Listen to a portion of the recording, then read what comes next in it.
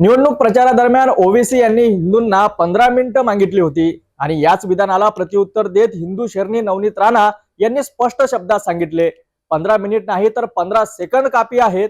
आज हे प्रकरण न्यायालयात पोहोचले आहेत. ओवेसींनी कोर्टात धाव घेत नवनीत राणा यांच्यावर कायदेशीर कारवाईची मागणी केली असून 6 मे 2025 रोजी हैदराबाद न्यायालयात पुढील सुनावणी होणार आहे.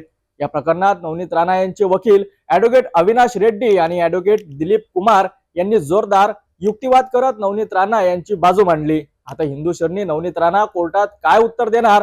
देशभरातील हिंदू समाज हा निकाल कसा लागतो याकडे डोळे लावून बसला आहेत. हा सारा वाद सुरू झाला लोकसभा निवडणुकीच्या प्रचारादरम्यान, जेव्हा हैदराबादमध्ये ओवेसी यांनी वादग्रस्त विधान करत हिंदूंना 15 मिनिटं मागण्याची भाषा केली. त्यावर तात्काळ प्रतिक्रिया देत नवनीत राणा यांनी 15 मिनिटं नाही, मला फक्त 15 सेकंडच लागतील असे म्हणत संपूर्ण देशाचं लक्ष वेधलं. ओवेसी यांच्या आरोपानंतर हे प्रकरण थेट न्यायालयात पोहोचले असून 28 फेब्रुवारीला नवनीत राणा यांना न्यायालयाने समन्स बजावले. न्यायालयात सुनावणी दरम्यान ॲडव्होकेट अवनीश रेड्डी आणि ॲडव्होकेट दिलीप कुमार यांनी नवनीत राणा यांची बाजू ठामपणे मांडली. आता पुढील सुनावणी 6 मेला होणार आहे. हिंदू शरणी नवनीत राणा यांचे बोलणे अनेकांना नडत आहेत. प्रश्न असा आहे की 15 मिनिट मागण्याचं काही चुकत नाहीत, पण प्रत्युत्तर देणाऱ्यावर कारवाई का?